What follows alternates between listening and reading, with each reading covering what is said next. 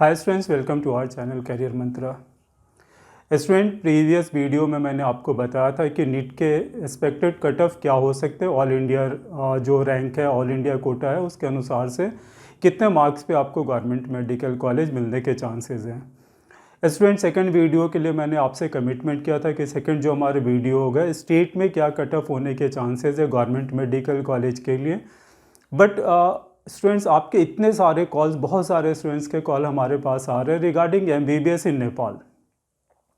Parents के भी call आ रहे हैं, बच्चों के भी कॉल आ रहे हैं कि सर एमबीबीएस नेपाल के बारे में बहुत सारे आप लोगों को कन्फ्यूज़न है।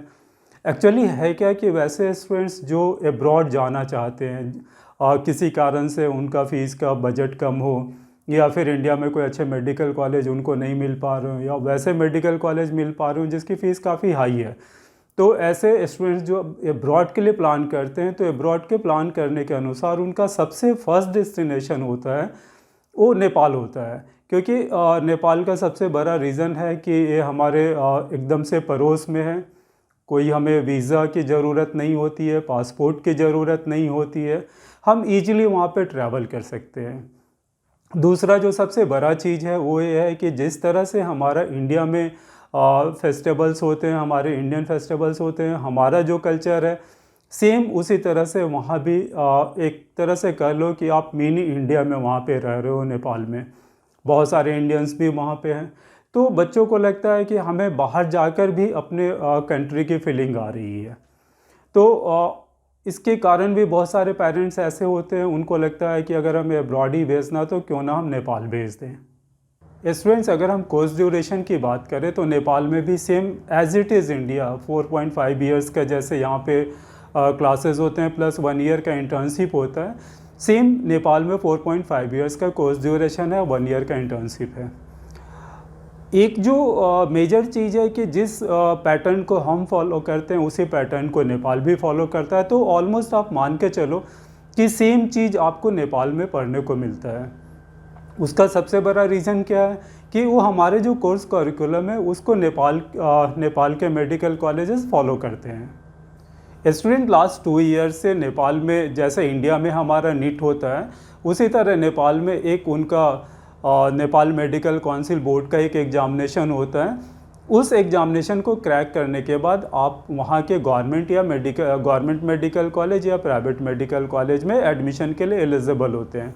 अकॉर्डिंग टू योर मार्क्स वहाँ पे काउंसलिंग होती है और काउंसलिंग के बाद आपको कॉलेज अलॉट होती है।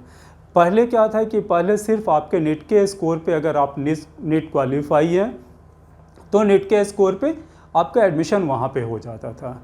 बट लास्ट 2 ईयर से नेपाल में भी एंट्रेंस टेस्ट होता है और उस एंट्रेंस टेस्ट के जो रिज़ल्ट होते हैं उसके अनुसार से आपका सिलेक्शन होता है थ्रू काउंसलिंग। स्टूडेंट्स, अब अगर हम एग्ज़ाम के एलिजिबिलिटी के लिए बात करें कि वहाँ कैसे आपके एडमिशन हो सकते हैं, उसके लिए क्या क्या रिक्वायरमेंट है। नॉर्मली आपका जैसे इंडिया में नीट के लिए हमारे पास रिक्वायरमेंट होती है, सेम रिक्वायरमेंट वहाँ नेपाल में होती है। आपको नेपाल के लिए 10th पास होना चाहिए, 12th पास होना चाहिए। बट वहाँ पे 12th में एक चीज़ देखा जाता है कि जो भी सब्जेक्ट है, लाइक फिजिक्स है, केमिस्ट्री है, बायोलॉजी है, इंग्लिश है, इन चारों सब्जेक्ट में आपके 50% मार्क्स होने ही चाहिए।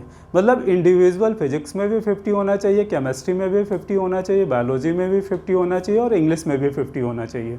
अगर फिजिक्स, केमिस्ट्री और बायोलॉजी एंड इंग्लिश इन चारों सब्जेक्ट में आपके 50% नहीं है तो you are not eligible for admission in Nepal medical college. तो वैसे स्टूडेंट्स जिनका किसी कारण से फिजिक्स या केमिस्ट्री, बायोलॉजी या इंग्लिश में 50 से बिलो स्कोर है, वो बच्चे एलिजिबल नहीं है। इस बात को आप हमेशा ध्यान में रखेंगे। अब स्टूडेंट्स, वहाँ के हम जो बेस्ट मेडिकल कॉलेज है उसके बारे में आपको बता दें।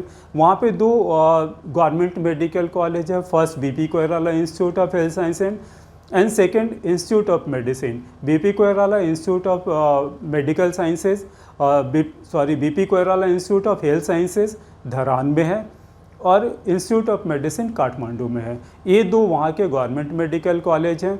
इसके बाद वहाँ पे बहुत सारे प्राइवेट मेडिकल कॉलेज हैं।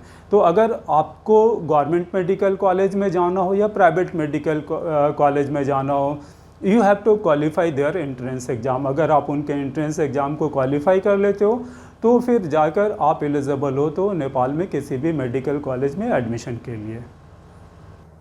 अब स्टूडेंट्स अगर हम ट्यूशन फ़ीस की बात करें, क्योंकि सबसे मेजर ट्यूशन फ़ीस है, बजट के कारण ही बहुत सारे बच्चे इंडिया में एडमिशन नहीं ले पाते हैं प्राइवेट मेडिकल कॉलेज में, तो उन्हें अब्रॉड जाना होता है।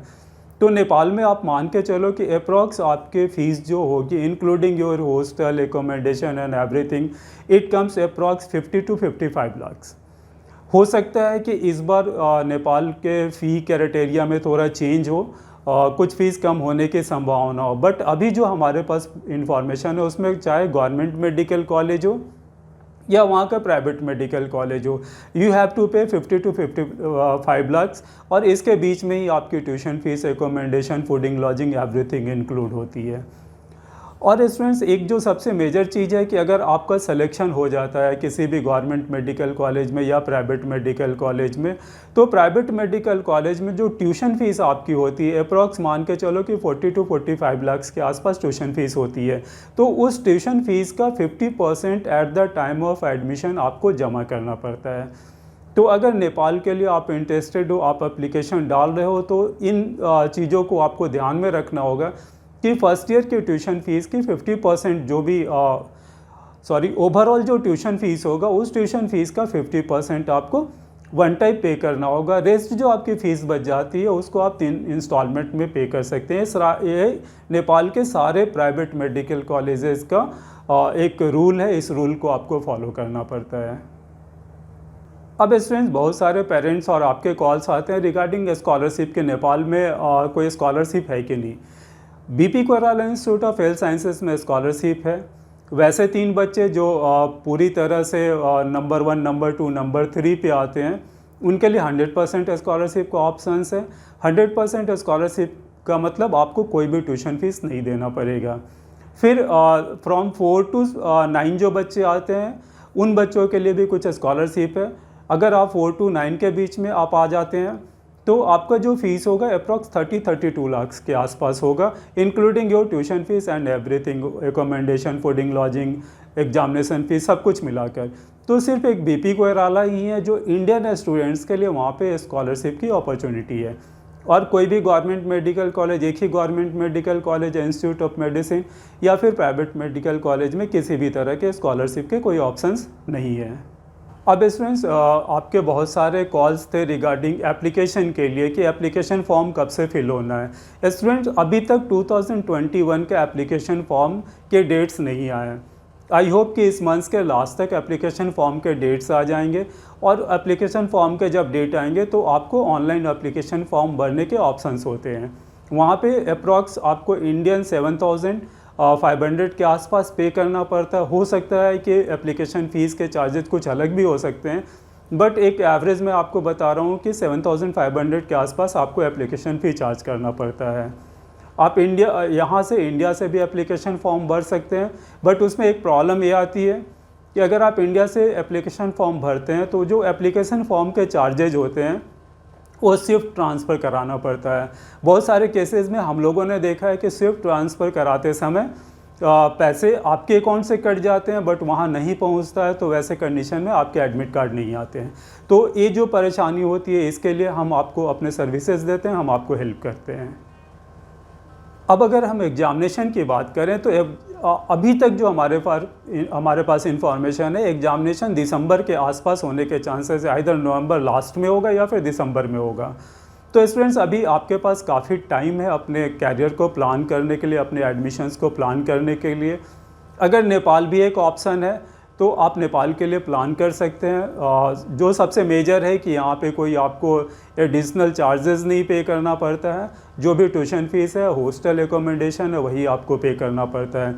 इंडिया से एकदम से सटा हुआ है, कहीं से भी आप इजीली ट्रैवल कर सकते हैं, चाहे आप महाराष्ट्र से आ रहे हो या फिर साउथ के किसी स्टेट से आ रहे हो या नॉर्थ के किसी स्टेट से आ रहे हो, किसी भी स्टेट से आ रहे हो, तो आपको ट्रैवल करने में परेशानी नहीं होगी। ऑलमोस्ट सारे जगह से एयरलाइंस के भी कम्युनिकेशन है, प्लस रोड से भी आप ट्रैवल कर सकते हैं। तो स्टूडेंट्स ये थे नेपाल एडमिशन से रिलेटेड कुछ इन्फॉर्मेशंस। अगर इसके बाद भी अगर कोई आपको डाउट्स हो तो आप नीचे कमेंट सेक्शन पे अपने डाउट्स को लिख सकते हैं या फिर हमारे हेल्पलाइन नंबर पे कॉल करके आप हमसे बात कर सकते हैं। So students, thanks for watching career Mantra.